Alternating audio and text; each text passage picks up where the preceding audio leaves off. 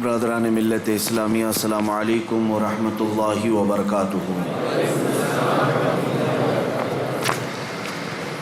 الحمد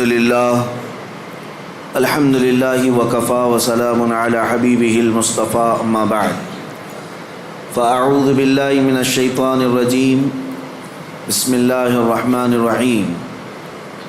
وَأَمَّا مَنْ خَافَ مَقَامَ رَبِّهِ وَنَهَى النَّفْسَ عَنِ الْهَوَىٰ فَإِنَّ الْجَنَّةَ هِيَ الْمَأْوَىٰ، صدق اللہ مولانا العظیم۔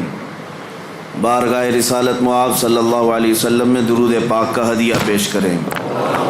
اللہم صلی علی سیدنا و مولانا محمد معدن الجود والکرم وآلہ واصحابہ الکرام وابنہ الکریم وبارک وسلم صلاة دائمة سرمدا ابدا۔ عزیزان گرامی وقار، آج بڑی خوشی و مسرت کا دن ہے کہ یہ مقدس گھر مسجد پاک ایک اللہ کے ولی سے منسوب مفتی اعظم ہند رضی اللہ تعالیٰ عنہ کی یادگار مسجد، جس کو کئی دنوں کی محنت شاقہ کے بعد سجا سنوار کر کے دلہن بنا دیا گیا ہے، اور ہم اپنی تیاریوں میں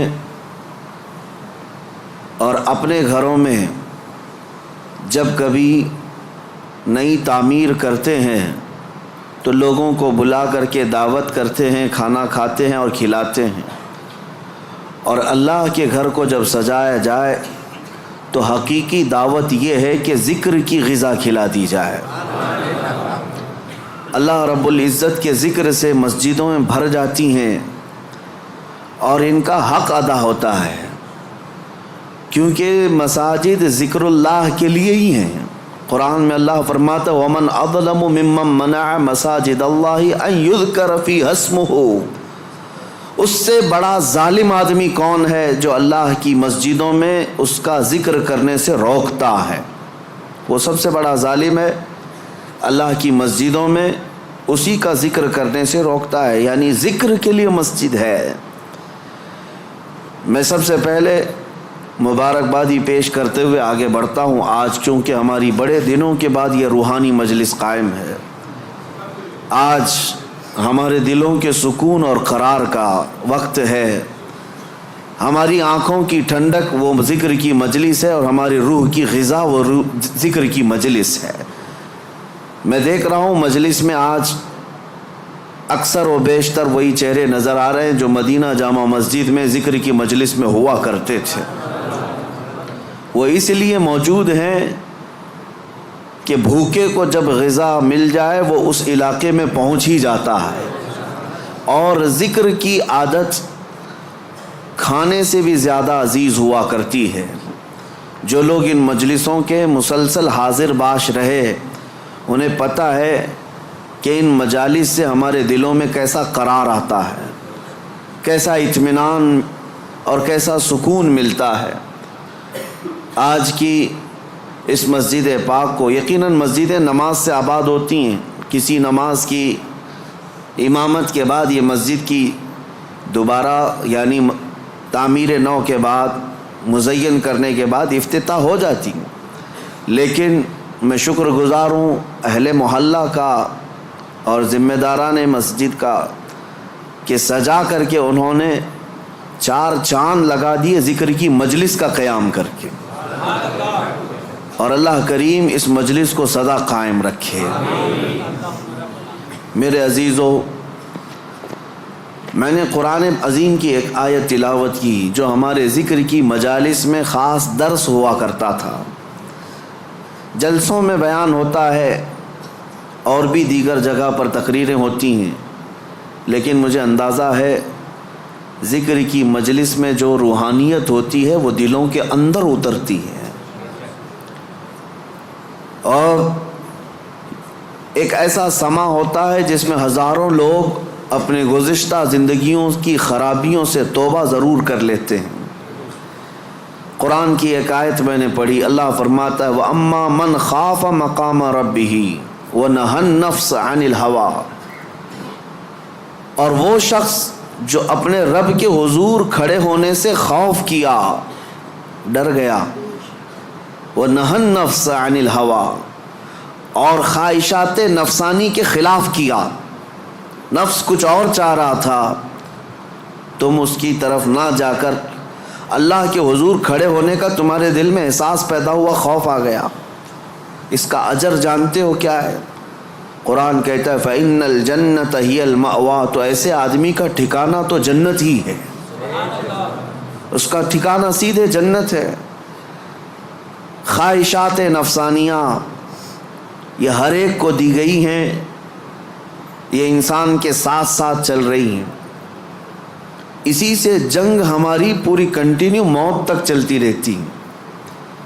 دنیا میں دوست بھی بنتے ہیں، دشمن بھی بنتے ہیں، دوست چھوٹ سکتے ہیں اور دشمن ختم بھی ہو سکتے ہیں، لیکن تمہارا نفس تمہاری موت تک ساتھ رہتا ہے، ہر گھڑی ساتھ رہتا ہے۔ وہ نفس ہمارے ساتھ ہے جس نے شیطان کو بھی گمراہ کیا۔ آپ سوچ سکتے ہیں ہر برے کام میں ہم یہ کہتے ہیں کہ شیطان نے بہکا دیا، شیطان نے بہکا دیا، یہی کہتے ہیں۔ نماز نہیں پڑھے شیطان ورغلایا، بہکایا، صبح نماز میں نہیں آئے شیطان سلا دیا۔ مجھے یہ بتاؤ آدم علیہ السلام کو سجدہ کرنے سے جو شیطان نے انکار کیا اس کو کس نے منع کیا؟ ساری دنیا کو شیطان بہکاتا ہے تو شیطان کو کون بہکایا؟ تو محدثین فرماتے ہیں یہ نفس امارہ ہے جو ہر ایک کے ساتھ ہے، یہ شیطان کو بھی ہرا سکتا ہے، وہ شیطان کو بھی شکست دیتا ہے، وہ سب کے ساتھ ہے، وہ سب کے ساتھ ہے۔ اس نفس کو، اس خواہشات کو اگر کوئی چیز دنیا میں کنٹرول کر سکتی ہے تو وہ صرف ذکر اللہ ہے، اللہ کا ذکر اسے قابو میں رکھ سکتا ہے۔ باقی اس قدر خطرناک ہے خواہشات نفسانیہ کہ بعض لوگ یہ سمجھتے ہیں کہ جوانی ختم ہونے کے بعد بڑھاپے میں کوئی خواہش نہیں ہوتی، بلکہ بہت سارے بوڑھوں کو زنا کرتے ہوئے دیکھا گیا۔ اور میرے آقا صلی اللہ علیہ وسلم فرماتے ہیں روئے زمین کے سب سے بدترین لوگ ہوں گے وہ جن کی طرف قیامت کے دن اللہ نظر بھی نہیں فرمائے گا۔ کچھ لوگوں کے بارے میں حدیث میں ہے قیامت کے دن رب تعالیٰ ان کی طرف نظر بھی نہیں فرمائے گا۔ یہ کون لوگ ہیں جو بڑھاپے میں بھی جا کر گناہ نہ چھوڑ سکے؟ اور وہ کون سے بوڑھے ہیں جو بڑھاپے میں بھی نہیں چھوٹ سکے ان سے گناہ؟ یہ وہی لوگ ہیں جو خواہشات نفسانی کے غلام تھے۔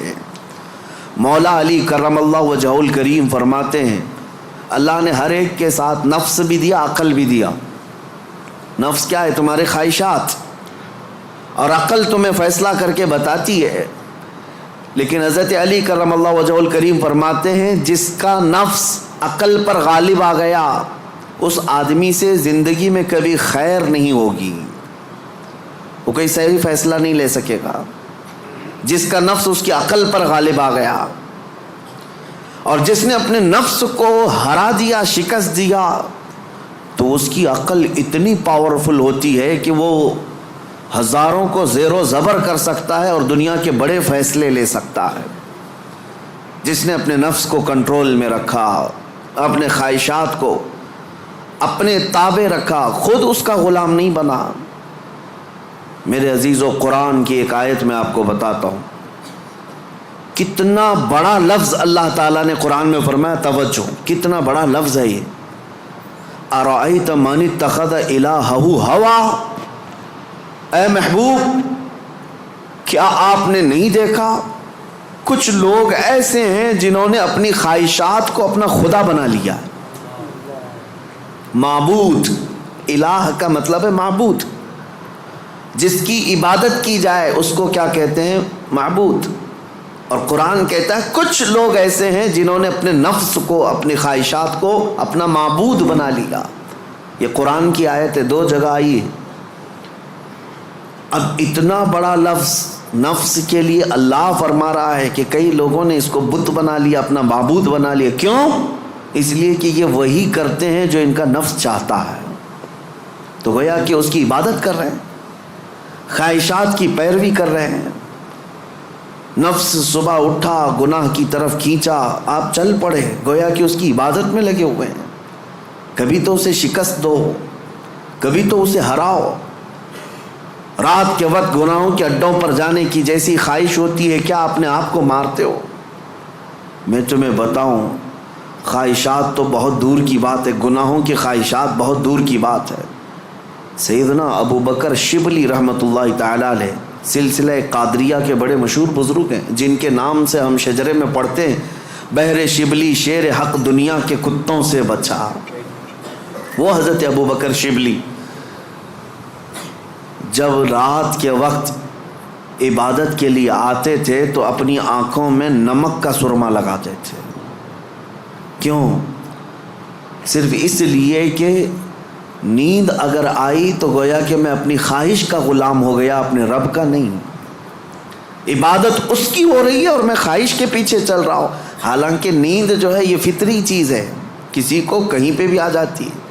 اولیاء کاملین تو اس سے بھی اپنے آپ کو بچاتے تھے کہ وہ آنکھوں میں نمک پھیر لیتے تھے جس سے آنکھوں میں خون نکل آتا تھا۔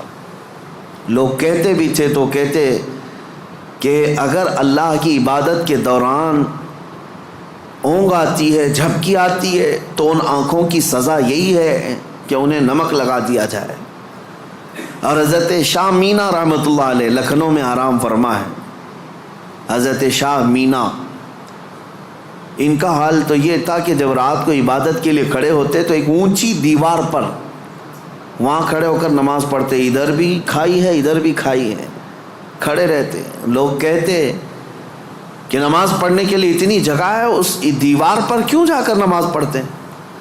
حضرت شاہ مینا فرماتے تاکہ میں ہمیشہ اللہ کی عبادت میں مصروف رہوں، اگر نیند آئی تو میرا جسم دیوار سے نیچے آ سکتا ہے اور اس جسم کو وہی سزا ملنی چاہیے جو اپنے رب سے غافل ہوتا ہو۔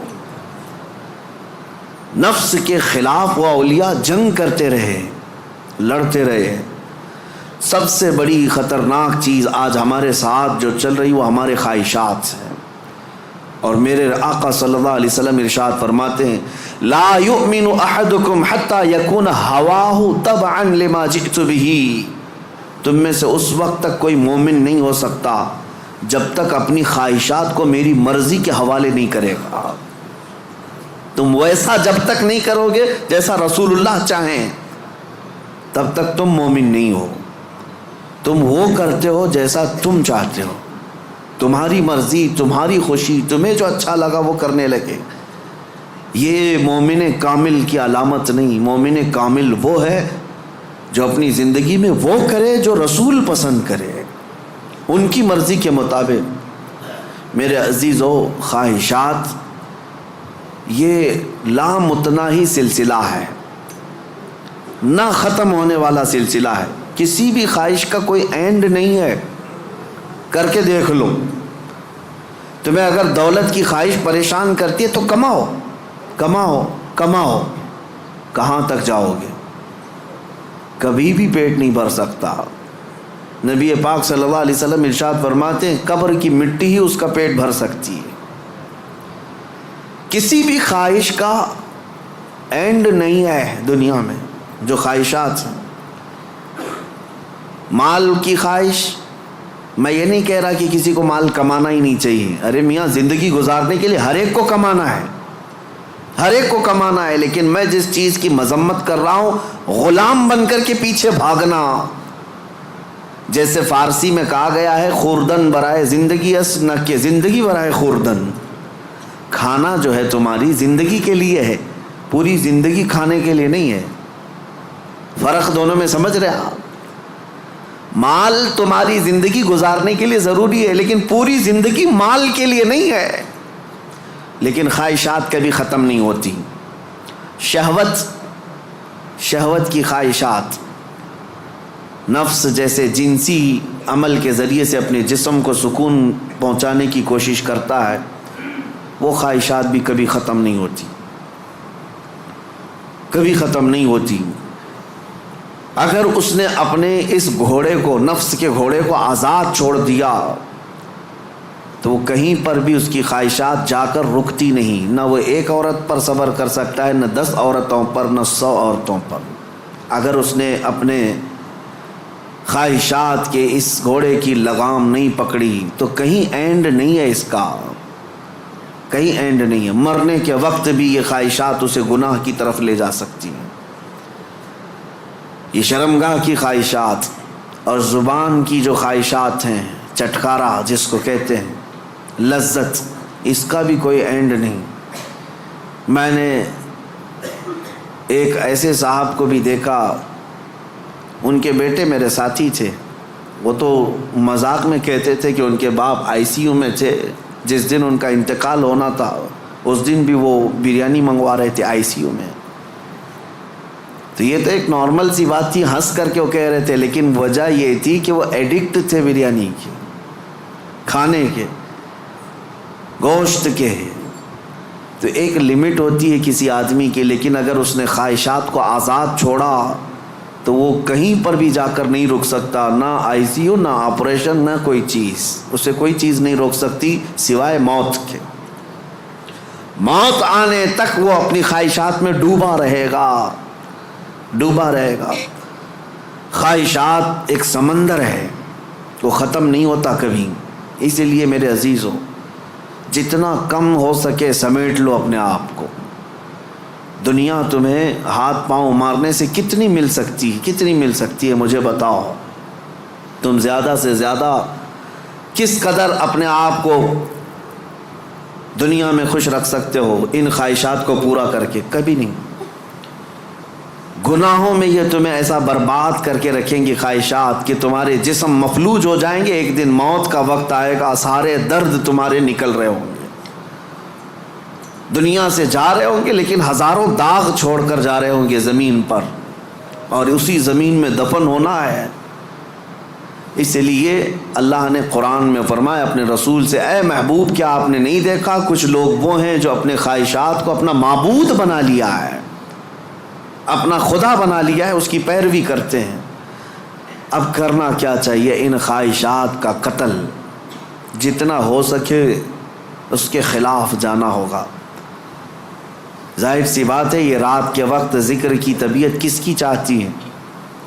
وہ لوگ جن پر اللہ فضل فرمائے، ورنہ اکثر کا جسم آرام چاہتا ہے، دنیا کی طرف جسم کھینچتا ہے. لیکن تم نے اس کو ٹھکرایا اور اللہ کے ذکر کو اپنایا. یہ آپ نے اپنے خواہشات کے خلاف کیا ہے. اس کے اجر میں کیا ہے؟ سیدھے قرآن کہتا ہے جنت اس کا ٹھکانہ ہے، جنت اس کا ٹھکانہ ہے.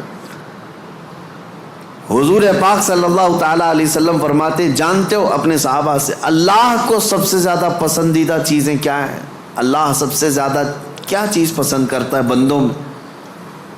اس میں حدیث پاک میں ہے ننگوں کو کپڑا پہنانا، بھوکوں کو کھانا کھلانا، یہ اللہ کو بہت پسند ہے. لیکن ایک اور چیز ہے، رب تعالیٰ فرماتا ہے جب دنیا سو رہی ہو اور تم کھڑے ہو جاؤ اللہ کی بارگاہ میں، یہ اس کو اتنا پسند ہے رب تبارک و تعالیٰ کو. سارے عمل میں، ساری اداؤں میں اسے پسند ہے. کیوں؟ خالص بندہ رب کے لیے کھڑا ہوا ہے، ساری خواہشات کو چھوڑ کر کے، خواہشات کو چھوڑ کر. اب آؤ، جن لوگوں نے خواہشات کی پیروی کی ان کی ایک چھوٹی چند مثالیں میں آپ کے سامنے رکھتا ہوں. ایسی ہلاکت کہ سب کچھ ختم ہو جاتا ہے. میرے عزیزو، سلطان الاولیاء سیدنا غوث اعظم جیلانی بغدادی رضی اللہ تعالیٰ عنہ ارشاد فرماتے ہیں، جس شخص کو اپنی خواہشات پر قابو نہیں، اس کا نفس اسے کفر تک لے جا سکتا ہے، اس کا نفس اسے شرک تک لے جا سکتا ہے اور اسے کافر بنا کر دنیا سے لے جائے گا. ایسے حالات بھی ہم نے دیکھے. خواہشات نے انسان کو کافر بھی بنا دیا. کبھی مال کی خواہش، کبھی عورت کی خواہش، کبھی کسی اور چیز کی خواہش. اللہ اکبر، وہ صحابہ کیسے تھے جنہوں نے اپنی ساری خواہشات کو میرے مصطفیٰ کی مرضی پر قربان کر دیا تھا. ہر چیز کو قربان کیا تھا، ہر چیز کو قربان کیا. آؤ میں تمہیں وہ بات بتا دوں جو سیدنا ابراہیم علیہ الصلاۃ والتسلیم کے متعلق قرآن میں آیا ہے. وَإِذْ قَالَ إِبْرَاهِيمُ رَبِّ أَرِنِي كَيْفَ تُحْيِي الْمَوْتَى قَالَ أَوَلَمْ تُؤْمِنْ قَالَ بَلَى وَلَكِنْ لِيَطْمَئِنَّ قَلْبِي قَالَ فَخُذْ أَرْبَعَةً مِنَ الطَّيْرِ فَاصْرُهُنَّ إِلَيْكَ ثُمَّ اجْعَلْ عَلَى كُلِّ جَبَلٍ مِّنْهُنَّ جُزْءًا ثُمَّ ادْعُهُنَّ يَأْتِينَكَ سَعْيًا. قرآن کہتا ہے ابراہیم علیہ السلام نے ایک بار اللہ کی بارگاہ میں ذکر کیا کہ مولا تو مرے ہوئے لوگوں کو دوبارہ کیسے زندہ کرتا ہے؟ اللہ نے پوچھا کیا ابراہیم تمہیں اس بات پر یقین نہیں ہے؟ عرض کیا مولا یقین ہے لیکن آنکھوں سے دیکھنا چاہتا ہوں. تو مردے زندہ کیسے کرتا ہے؟ رب تعالیٰ نے فرمایا 4 پرندے لے لو، ان کو ذبح کرو، ان کا گوشت پورا کیما بنا کر مکس کر لو اور 4 پہاڑوں پر تھوڑا تھوڑا سب کا گوشت رکھ کر کے آؤ اور پھر ان پرندوں کے نام لے کر پکارو، وہ اڑتے ہوئے آئیں گے. حضرت ابراہیم علیہ السلام نے 4 پرندے لیے، ایک کوا، ایک مرغا، ایک کبوتر اور ایک مور. ان 4 پرندوں کا ذکر ہے، کوا، کبوتر، مرغا، مور. یہ 4 پرندے ذبح کیے، سب کا گوشت مکس کیا اور 4 پہاڑوں پر رکھ کر آئے اپنی جگہ پر. ان کی سب کی منڈیاں ان کے پاس تھیں، سر ان کے پاس تھے. پکارا ان پرندوں کا نام لے کر، ہوا میں وہ کیما اڑتا گیا، اپنے اپنے جسم سے ملتا گیا اور آ کر اپنے اپنے سر سے جڑ کر پورا پرندہ بنا. قرآن پاک میں یہ ہے واقعہ. سبع سنابل شریف میں میر عبد الواحد بلگرامی رحمۃ اللہ علیہ اس واقعے کو لکھ کر کے اب ارشاد فرماتے ہیں کیا کبھی تم نے یہ سوچا کہ ابراہیم علیہ السلام نے وہ 4 پرندے کیوں لیے؟ کون سے؟ کوا، کبوتر، مرغا، مور. یہی 4 پرندے کیوں لیے؟ انہی کو ذبح کیوں کیا؟ اور رب تعالیٰ کی قدرت کا مشاہدہ کرنا تھا. مری ہوئی چیز کو زندہ دیکھنا، آنکھوں سے مشاہدہ کرنا یہ معمولی چیز تو نہیں ہے. اللہ کی قدرت کو دیکھنا ہے اپنی آنکھوں سے. یہ دیکھنے کے لیے کیا کیا ابراہیم علیہ السلام نے؟ 4 چیزوں کو ذبح کیا اور وہ 4 خاص پرندے ہیں. تو حضرت عبد الواحد بلگرامی فرماتے ہیں 4 پرندوں کی 4 خصوصیت ہے. 4 پرندوں کی 4 خصوصیت. کوا، اس کی خصوصیت لالچ ہے. کوا لالچی بہت ہے، اس کا پیٹ کبھی بھرتا نہیں، کبھی پیٹ نہیں بھرتا، اس کے اندر لالچ زیادہ ہے. اور مرغا، مرغے کے اندر شہوت زیادہ ہے، مادہ کے لیے، اپنی عورتوں کے لیے شہوت بہت زیادہ ہے مرغے کے اندر. اور تیسرا کبوتر، کبوتر کے اندر دوستی کرنے کی عادت بہت ہے. سارے پرندوں میں جلدی دوستی یہی کرتا ہے، جلدی مانوس ہوتا ہے، فرینڈ بنانا یہ کبوتر کی عادت. چوتھا مور، مور کو اپنی خوبصورتی دکھانے کی خواہش بہت زیادہ ہے، نمائش، دکھاوے کی عادت اس کو بہت زیادہ ہے. جب 4 لوگ کھڑے ہوں گے اپنے پر کھول کر کے ناچتا رہے گا، اس کی خوبصورتی دیکھو. اب حضرت میر عبد الواحد فرماتے ہیں 4 پرندوں کی خصوصیتیں پتہ ہے؟ کوے کی لالچ، مرغے کی شہوت، کبوتر کی دوستی اور مور کی نمائش. فرماتے ہیں حقیقت میں ابراہیم علیہ السلام نے جانوروں کو ذبح نہیں کیا، ان کے اندر موجود بری عادتوں کو ذبح کیا. ابراہیم علیہ السلام نے کوے کو نہیں لالچ کو ذبح کیا، مرغے کو نہیں شہوت کو ذبح کیا، کبوتر کو نہیں بلکہ ایرے غیرے کی دوستی کو ذبح کیا، مور کو نہیں دکھاوے کو ذبح کیا. اور جب بندہ یہ 4 بری عادتوں کو ذبح کرتا ہے مولا اس کو اپنی قدرت کے مشاہدے کراتا ہے. رب تبارک و تعالیٰ کی قدرت کے وہ مناظر دیکھ سکتا ہے. مردوں کو زندہ کیسے کیا جاتا ہے یہ دکھایا جائے گا. اس آیت میں ایک بہت بڑی عبرت کی بات ہے کہ اللہ کے نبی کو یہ حکم دیا گیا. اس طرح میرے عزیزو اگر ہمارے اندر موجود یہ خواہشات، یہ سب کا تعلق خواہشات سے، لالچ، شہوت، دوستی اور ریاکاری، سب کا تعلق نفس سے ہے. یہ سب کا تعلق نفس سے ہے. لالچ کو ختم کر لو، شہوت کو ختم کر لو، کنٹرول میں رکھو، اور دوستی کے لیے بہت سارے لوگوں کو برا لگ رہا ہوگا، کیا دوست نہیں بنانا چاہیے؟ یقیناً دوست بناؤ، میں آپ کا دوست ہوں، آپ میرے دوست ہیں۔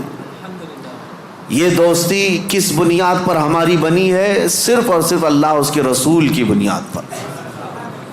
جو دوستی اس بنیاد پر بنی ہو وہ دوستی جنت تک لے جائے گی، اور جو دوستی صرف حرام کاریوں کی بنیاد پر بنی ہے، قیامت کے دن کچھ لوگ تو بیچارے یوں ہی جا رہے ہوں گے دوزخ میں، وہ کچھ کیے نہیں تھے، وہ یوں ہی جا رہے تھے۔ کیوں؟ قرآن کہتا ہے وہ چلا رہے ہوں گے، یا ویلتا لیتنی لم اتخذ فلانا خلیلا، اے کاش میں فلاں کو دوست نہیں بنایا ہوتا تو اچھا ہوتا، اس نے گناہ کیا، پکڑ میری بھی ہو رہی ہے، پولیس چھاپا مارتی ہے، اور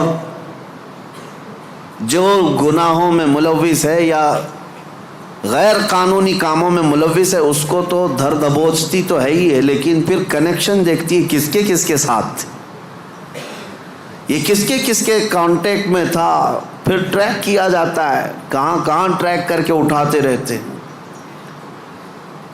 ابھی ہمارے علاقے میں 6 مہینے پہلے کچھ وائلیشن ہوا تھا جس میں پکڑتے 150 تک کو لے کے گئے، صرف اس لیے کہ مین آروپی جو کام کیا تھا اس کو انہوں نے موبائل میں ادھر ادھر فارورڈ کیا تھا، یا صرف دیکھ کر کے اپنے پاس محفوظ کیا تھا۔ گناہ میں برابر کے شریک دنیا میں سمجھے جا رہے ہیں۔ تو دوستی میرے عزیزو یہ خواہشات پر اگر ہے تو یہ جہنم میں لے جانے والی ہے، اور ریاکاری یہ بھی بہت خطرناک چیز ہے۔ جس نے ریا کیا، دکھاوے کے لیے کوئی بھی کام کیا، قیامت کے دن سب اس کے منہ پر مار دیا جائے گا۔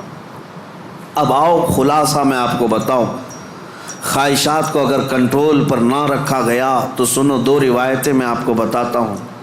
اگر انسان اپنے خواہشات کو کنٹرول میں نہ کیا تو وہ جانور سے زیادہ ذلیل ہوتا ہے۔ یہاں تک کہ بزرگوں نے لکھا ہے کہ وہ اپنی ماں سے زنا کر سکتا ہے اور بیٹی سے بھی زنا کر سکتا ہے اگر اس نے خواہشات کو اپنے قابو میں نہیں رکھا۔ وہ سب کچھ کر سکتا ہے، اور ہوا ہے دنیا میں اور ہو بھی رہا ہے۔ یہ ہمارے لیے حیرت کی بات ہے، تعجب کی بات ہے، اس لیے کہ ڈر لگتا ہے، لیکن بے شمار ایسے معاملات موجود ہیں میاں، یہ تو ہم معاذ اللہ نعوذ باللہ پڑھ رہے ہیں اس بری خبر کو سن کر، تمہیں حیرت ہوگی۔ کچھ ایسے لوگ ہیں جو کورٹ میں آئے ہیں بھائی بہن شادی کرنے کے لیے، اجازت مانگنے کے لیے، سگے بھائی اور بہن۔ اور اتنا ہی نہیں بلکہ عرب ممالک میں خود ہو کر کے آیا، کئی گھروں کے اندر یہ بے حیائیاں موجود ہیں۔ بہنوں کو محفوظ رکھنے کے لیے بھائیوں سے دور کیا جا رہا ہے۔ کیوں؟ خواہشات پر کنٹرول نہیں، انہیں ڈر ہے اپنے سگے بھائی سے، اسی کے ماں سے پیدا ہوا بھائی، اس سے خاتون ڈرتی ہے۔ یہ ان علاقوں میں نے دیکھا ہے، ان علاقوں میں، اگر میری بات غلط ہو تو مجھے بتانا ہو۔ عرب ممالک کی بات میں کر رہا ہوں، کئی گھروں میں خواتین اپنے سگے بھائیوں سے ڈر کر کے رہتی ہیں کہ وہ اکیلا پائیں تو ہماری عزت کے ساتھ کچھ بھی کر سکتا ہے۔ اللہ کی پناہ، یہ کب ہوتا ہے؟ جب خواہشات کے گھوڑے کو آزاد کر دیا جائے۔ یہ کبھی قابو میں نہیں آئے گا، یہ کبھی قابو میں نہیں آئے گا۔ اس کو قابو میں کرنے کے لیے دنیا کی طاقتیں، کوئی انجیکشن اور ٹیبلٹ نہیں، اس کو صرف اور صرف اللہ کا ذکر کنٹرول میں لا سکتا ہے، قابو میں لا سکتا ہے۔ جب تم اللہ کے ذکر میں شامل ہو جاؤ یا خود سے کرو، نفس اپنے خواہشات سے باہر نکلتا ہے اور تمہارے دل کے اندر ایک قرار اور سکون آتا ہے۔ تم توبہ بار بار کرتے رہو گے اور اس سب سے نکلنے کی بار بار خواہش کرتے رہو گے، اور اس کو چھوڑ دو، دیکھو کتنے خواہشات جنم لیتے ہیں، کتنے خواہشات جنم لیتے ہیں۔ اسی لیے نبی پاک صلی اللہ تعالیٰ علیہ وسلم نے ارشاد فرمایا، خواہشات انسان کو کہاں لے جاتی ہیں۔ شاید ایک 7-8 سال پہلے کی بات ہے، مہاراشٹر کا ایک علاقہ ہے، ایک شہر ہے، بڑا مشہور شہر ہے۔ اب چونکہ مجھے کچھ بھی بولنا مشکل ہے، ساری چیزیں وائرل ہوتی ہیں۔ کوئی بھی اس جگہ کے لوگ اس کو غلط انداز میں نہ محسوس کریں. پہلے میں ہر چیز آپ کے سامنے ظاہر کرتا بولتا تھا. ایک شہر ہے، میں نے باضابطہ وہاں کی رپورٹ دیکھی تھی، آج بھی میرے ذہن میں وہ گونجتی ہے. 4 عورتیں، مسلمان عورتیں تھیں، قبرستان میں رات کے وقت جایا کرتی تھی. یہ بات تو لوگوں کو معلوم ہونے لگی. بعد میں کچھ لوگوں نے ان کا پیچھا کیا کہ آخر یہ کیوں جا رہی ہیں. تو ایک دن کچھ لوگوں نے جا کر کے دیکھا تو قبر کو کھود کر کے اس کے اندر اترتی ہیں اور پورے کپڑے اتارتی ہیں، ننگی ہو کر اپنا پخانہ ایک دوسرے کا کھاتی. نعوذ باللہ من ذالک. یہ کتنا گھناؤنا عمل ہے، بولنے میں 1000 بار شرم آئے. کیوں؟ یہ پکڑا گیا اور پوچھا گیا آخر کوئی جانور بھی تو نہیں کرتا ایسا. تو پکڑ کر کے تفتیش کرنے کے بعد پتہ چلا کہ ان کی خواہش تھی کہ وہ سفلی عمل پر قبضہ حاصل کر لیں، سفلی عمل پر، جادو پر کنٹرول حاصل کرنے کے لیے وہ چاہتی ہیں کہ یہ عمل کیا جائے. ان کو کسی بابا نے بتایا جتنا یہ گندا عمل کرو گے اتنا تم پاورفل جادوگر بن سکتے ہو. یہ خواہشات ہیں، یہ خواہشات ہیں. تم صرف اور صرف لوگوں میں اپنا تھوڑا سا رتبہ بڑھانے کے لیے سحر، سفلی اور جادو کے طریقے کو اپنانے کی کوشش کرتے رہے اور وہ حاصل کرنے کے لیے کتنا گرے. اور ممبئی شہر کا ایک محلہ ہے، یہاں پر بھی یہ خبر میرے پاس جو آئی اس کے افراد آج بھی موجود ہیں. یہ خواہشات ہیں. ایک بابا کو سفلی عمل کے اندر مہارت حاصل کرنے کے لیے روزانہ بستر پر خنزیر کو ساتھ سلانا پڑتا ہے. یہ اس سے بڑا عذاب کیا ہے جو دنیا میں تو خود جھیل رہا ہے. لیکن میں اس کا دوسرا رخ یہ بتاتا ہوں کہ اگر خواہشات پر کنٹرول نہیں تو انسان جانور سے زیادہ ذلیل ہوتا ہے، بہت گرتا ہے. ایسے بھیانک کام اس سے صادر ہوتے ہیں جو ہمارے وہم و گمان میں بھی نہیں آتے، سوچ میں بھی نہیں آتے. یہ نفس کا گھوڑا بہت تیز دوڑتا ہے. اس کو عقل پر غالب آنے نہ دینا کبھی. ان خواہشات کو اپنے دل پر یا اپنی عقل پر غالب آنے ہرگز نہ دینا، ورنہ اتنے بھیانک کام یہ کروا جاتا ہے. اللہ اکبر، اللہ اکبر. مدینہ طیبہ کے متعلق امام غزالی رحمۃ اللہ علیہ نے لکھا ہے کہ ایک شخص ایسا تھا جو لوگوں کے دفن ہونے کے بعد قبر کھود کر کے ان کے کفن چراتا تھا اور پھر اس کو بازار میں بیچتا تھا. لیکن ایک بار اس نے ایک خاتون کے قبر کو کھودا اور کفن چرایا. اس کی نیت خراب ہوئی، مردے کے ساتھ اس نے بدکاری کیا. نعوذ باللہ من ذالک. میں یہ باتیں کیوں کہہ رہا ہوں؟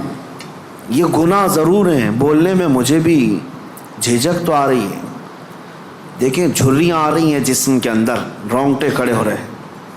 لیکن صرف اس لیے بتا رہا ہوں کہ ہم ایک مردے کو دیکھ کر کے سسک جاتے ہیں، سہم جاتے ہیں کہ کسی کی موت پر انسان کا جسم بے قابو رہتا ہے، غمگین رہتا ہے. لیکن اگر ان حالات میں بھی موت کے بعد یا قبرستان میں جانے کے بعد بھی کوئی انسان ایسا کر سکتا ہو کہ قبر کو کھود کر کے اس کو ننگا کر دے مردے کو اور پھر اس کے ساتھ بدکاری کرے، یہ کون سی چیز وہاں تک لائی اس کو؟ یہ خواہشات، یہ وہ نفس امارہ، نفسانی خواہشات. اسی لیے مولا علی کرم اللہ وجہہ الکریم نے فرمایا جس کی خواہشات، جس کا نفس اس کی عقل پر غالب آ گیا، زندگی بھر اس سے کوئی خیر صادر نہیں ہوگا، کوئی اچھا کام اس سے نہیں نکل پائے گا. اپنی عقل پر ان خواہشات کو غالب آنے ہرگز مت دینا. ہم نے دیکھا ہے یہ تمام معاملات تجربے کے طور پر. میں آج آپ کے سامنے یہ ذکر کر رہا ہوں کیونکہ آج علاج کا دن ہے. آج علاج کا دن ہے. ہمارے جو زخم لگے ہوئے ہیں ایک بار رحمان کو پکارو وہ سب زخم بھر جائیں گے. آج کی یہ مجلس علاج کی مجلس ہے. کہ تم اللہ رب العزت کو آج پکارو گے تمہارے زخم بھر جائیں گے. اور اسی لیے میں بارہا کہتا بھی ہوں ذکر کی مجالس میں شرکت کرو. یہ اتنا تمہیں پاورفل بنا دیں گے, اتنا پاورفل کہ گناہوں سے خود بخود تمہیں نفرت پیدا ہو جائے گا, خواہشات پر کنٹرول تمہارا خود کا حاصل ہو جائے. ورنہ میں چیلنج کے ساتھ کہتا ہوں جاؤ دنیا میں گھوم پھر کر کے آنا, بڑے سے بڑے ڈاکٹر کے پاس وزٹ کر کے آؤ, بڑے سے بڑے حکیم کے پاس جا کر کے آؤ, کسی بڑے سائیکسٹرسٹ کے پاس جا کر کے آؤ, نفس کے متعلق اس سے کوئی علاج لے کر کے آؤ کہ میرا کنٹرول نہیں ہے. آپ مجھے کوئی گولی دے دو, کوئی معجون دے دو, کوئی انجیکشن دے دو. ہو سکتا ہے تمہیں نیند کی گولی تو دے دے, ہو سکتا ہے تمہیں وہ مکمل ختم کرنے کی دوا تو دے دے, لیکن تمہارے کنٹرول, خواہشات کو کنٹرول کرنے کی کوئی دوا ہی نہیں دے سکتے. اس کا کنٹرولنگ پاور جس نے پیدا کیا وہی دے سکتا ہے. اسی لیے میں آپ کو بتاؤں, اب تم اپنے نفس کے کنٹرول کے لیے کس سے مدد مانگو گے, کس سے مدد مانگو گے؟ سنو توجہ سے. اعوذ باللہ من الشیطان الرجیم پڑھتے ہیں آپ, اعوذ باللہ من الشیطان الرجیم, جس کا مطلب کیا ہے؟ میں اللہ کی پناہ مانگتا ہوں شیطان مردود سے, کہ اللہ مجھے بچا لے کس سے؟ شیطان مردود سے مجھے بچا لے. یا آپ کس سے پناہ مانگ رہے, کس کی بارگاہ میں پناہ مانگ رہے ہیں؟ اللہ کی بارگاہ میں, کہ مولا تو مجھے پناہ دے دے.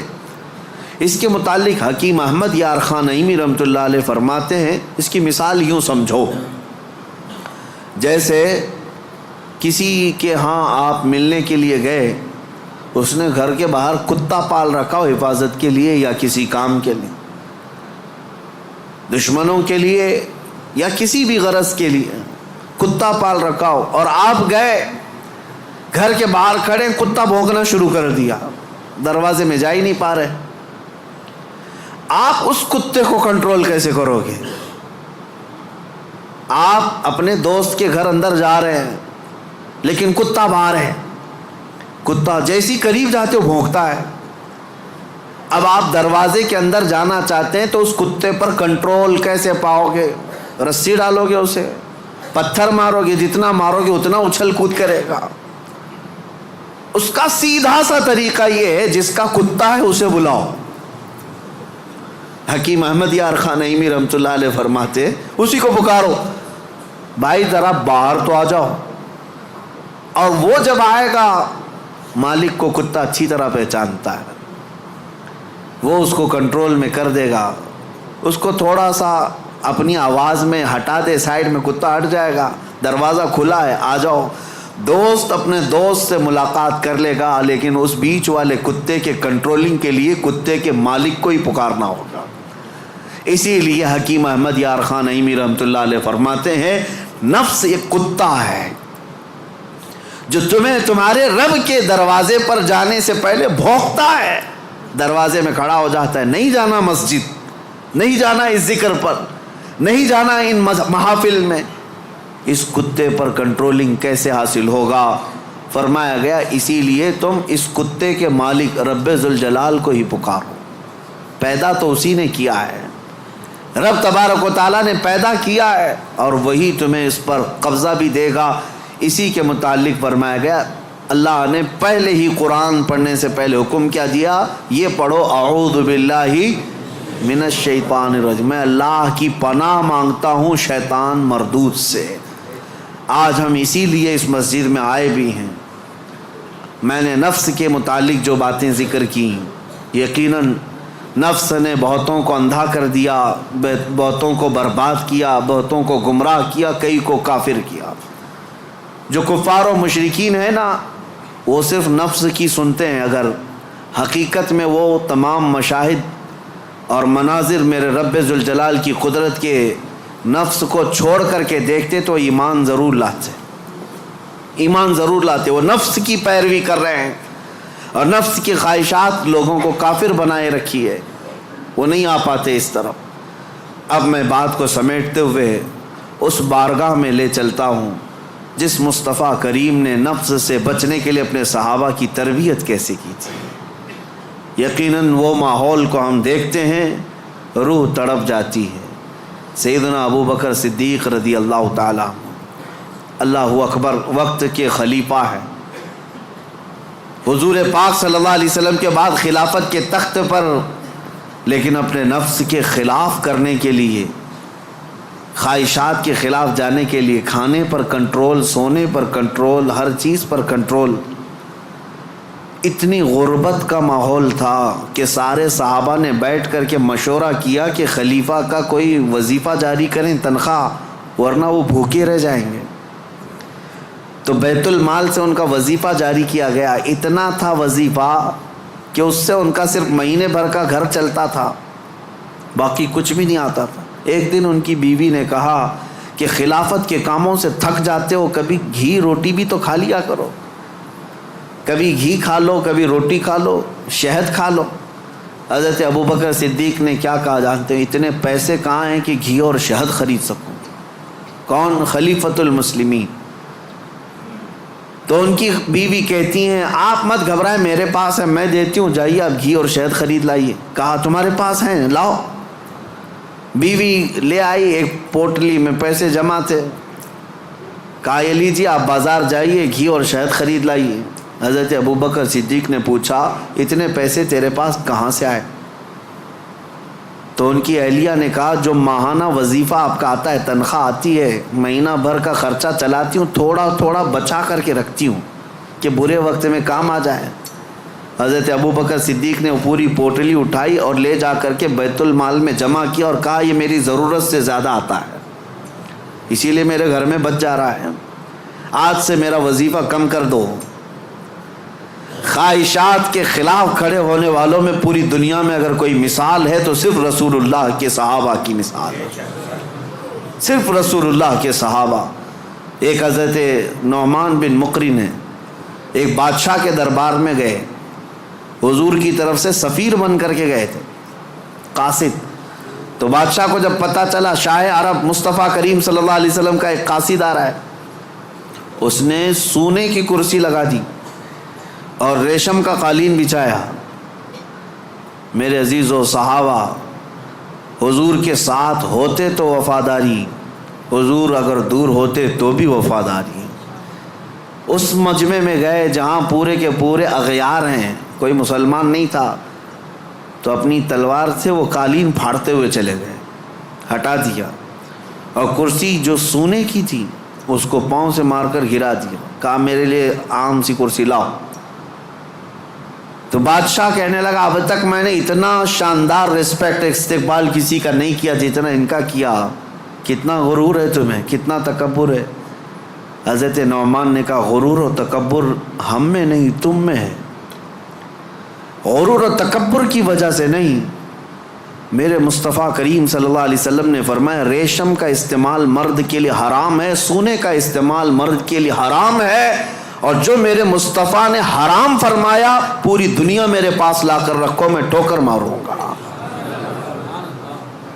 یہ ہے خواہشات کے خلاف کھڑا ہونا، ورنہ ہوتا کیا ہے، دنیا نہیں دیکھ رہی، ہمارا ماحول نہیں ہے، چلو کمپرومائز کر لو، آج یہاں مل رہا ہے۔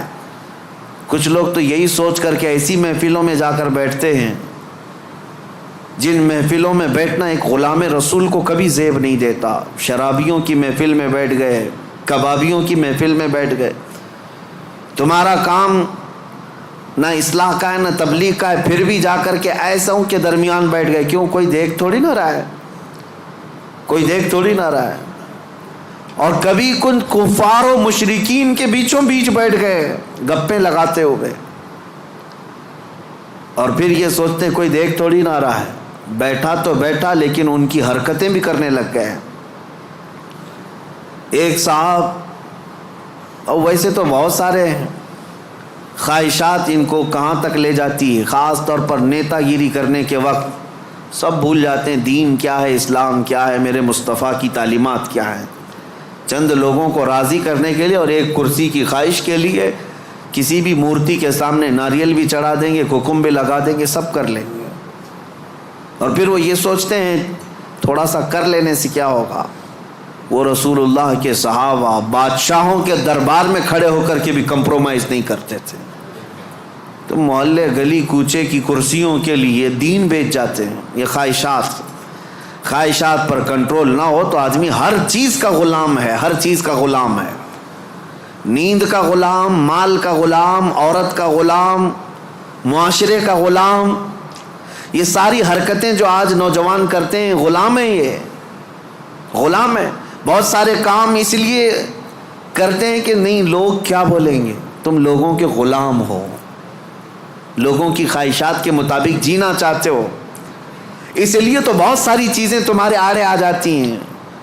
میں داڑھی رکھ لوں گا لوگ کیا بولیں گے, ٹوپی پہنوں گا لوگ کیا بولیں گے, میں علماء کے ساتھ بیٹھوں گا لوگ کیا بولیں گے, لوگ کیا بولیں گے. تم لوگوں کے لیے جی رہے ہو, غلام ہو.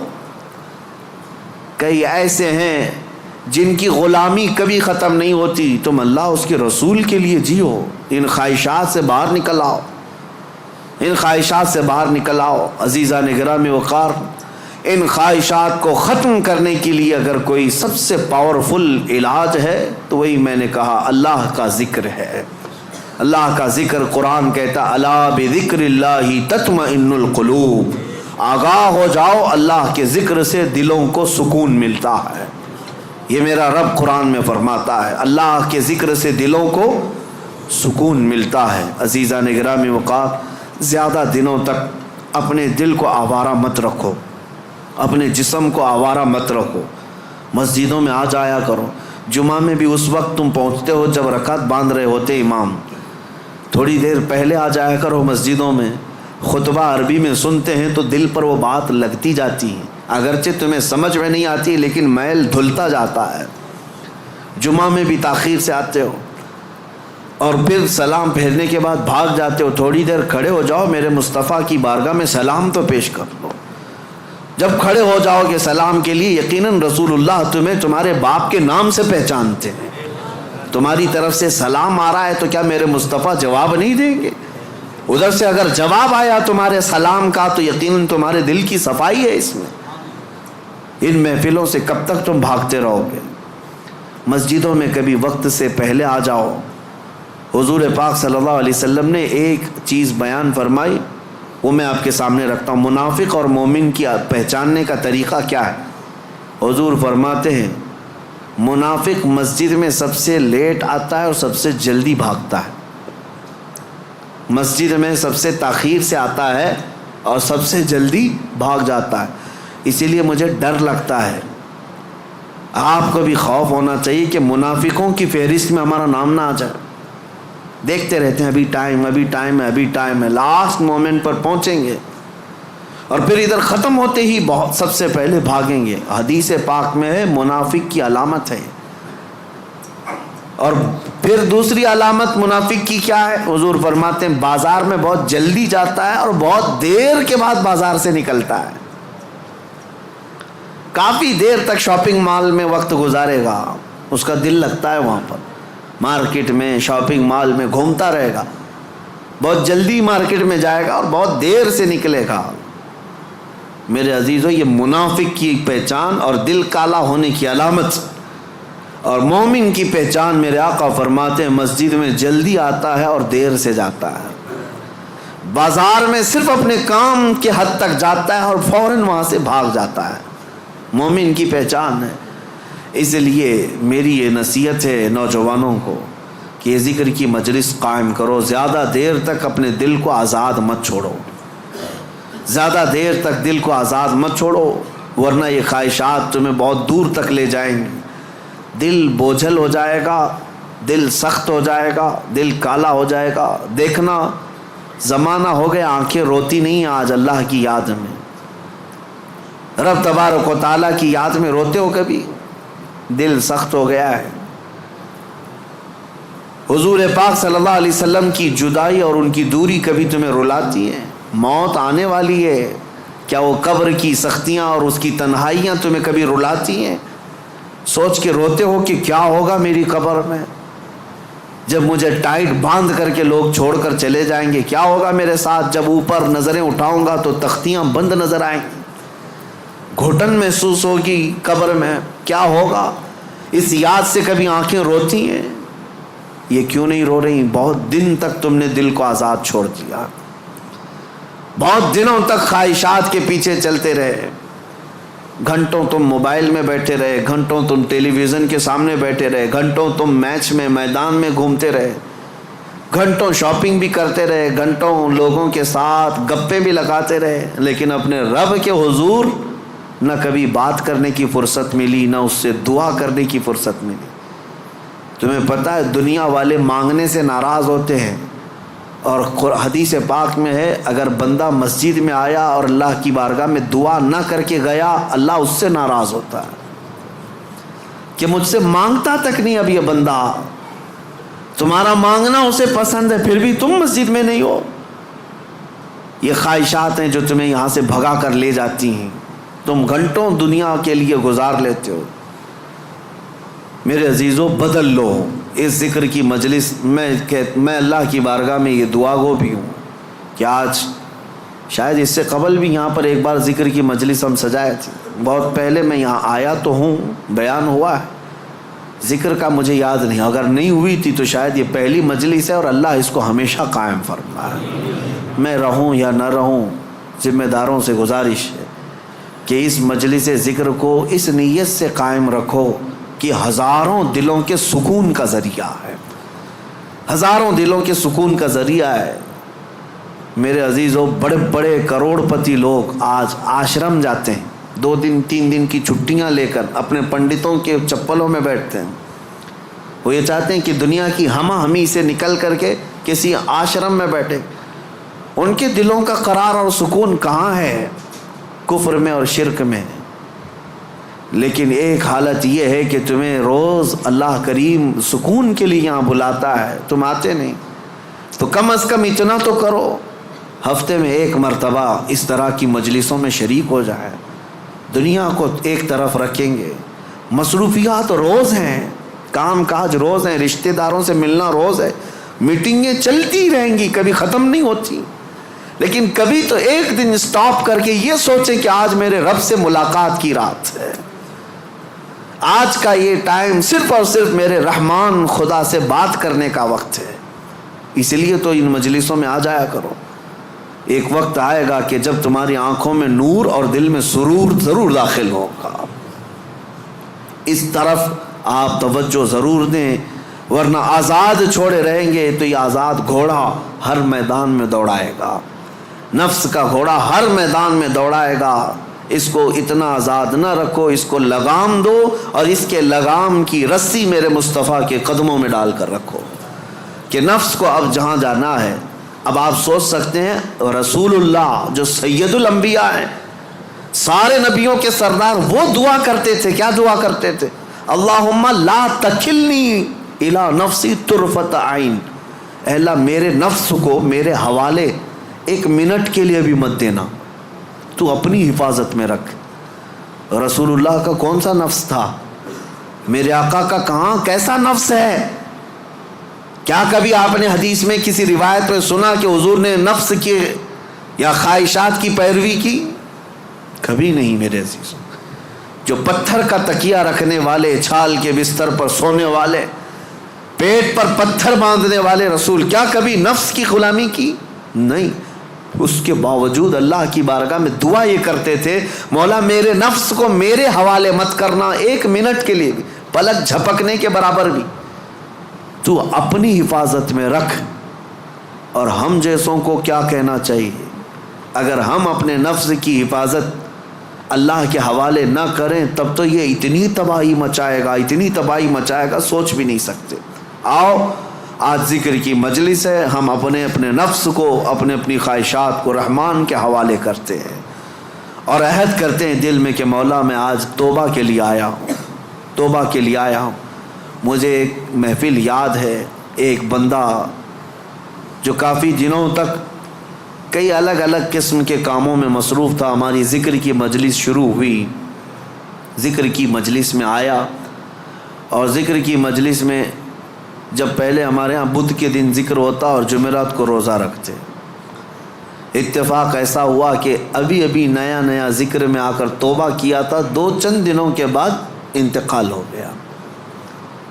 لیکن اس بات کی خوشی تھی کہ لوگ یہ کہتے کہ زندگی میں اتنی برائیاں، بہت ساری چیزیں ہم نے دیکھی تھی، سوچتے تھے کہ کبھی یہ نہیں سدھرے گا، بہت بے حیا ہو گیا ہے. لیکن یہ کس کو معلوم تھا کہ اس کی موت کو ابھی 4 دن بچے ہیں، اس سے پہلے وہ ذکر کی مجلس میں آیا ہے اور توبہ کر کے اب رب تعالیٰ کے حضور جانا چاہتا ہے. یہ میرے مولا کا کتنا بڑا احسان ہے. اور ہم میں سے کسی کو نہیں معلوم ہماری زندگی کی آخری شام کب آنے والی ہے. ہم میں سے کسی کو نہیں معلوم کہ کل کا سورج ہمیں دیکھنا بھی ہے یا نہیں ہے. کاش رب تبارک و تعالی ہم غلاموں کے ساتھ بھی یہ احسان کرے کہ جب موت قریب آنے والی ہو وہ اپنی مجلس ذکر کا ہمیں مشتاق بنا دے اور ذکر زبانوں پر جاری رہے اور روح ہماری نکلتی رہے. جس کی دی ہوئی روح تھی اسی کا نام لیتے ہوئے اسی کے دربار میں جائیں تو میرے عزیزو زندگی وصول ہو گئی، زندگی وصول ہو گئی. لیکن کچھ کو تو دیکھا گیا برسوں نماز پڑھتے رہے، شیطان غالب آیا، نفس غالب آیا اور ایسی بے حیائیوں میں لگ گئے اور گناہوں پر ان کی موت آئی. یہ بھی ہے، میرے آقا نے فرمایا تقدیر کا لکھا غالب آ جاتا ہے. آخر وقت کس کا کس طرح سے آتا ہے پتہ نہیں. لگے رہو ان مجلسوں سے اور اپنے دل کو صاف کرنے میں لگے رہو. نبی پاک صلی اللہ علیہ وسلم کی بارگاہ میں عریضہ پیش کرتا ہوں، یا رسول اللہ تو جو چاہے تو میل میرے دل کے دھلے، حبیبی آقائی مولائی ملجائی، تو جو چاہے تو میل میرے دل کے دھلے کہ خدا دل نہیں کرتا کبھی میلا تیرا. ایک میں کیا میرے عصیاں کی حقیقت کتنی، مجھ سے 100 لاکھ کو کافی ہے اشارہ تیرا. ایک بار وہ مصطفیٰ اشارہ کر دیں میرے ایک کے گناہ کتنے ہوں گے، لاکھوں لوگوں کے گناہوں کو اللہ تعالیٰ معاف فرمائے گا.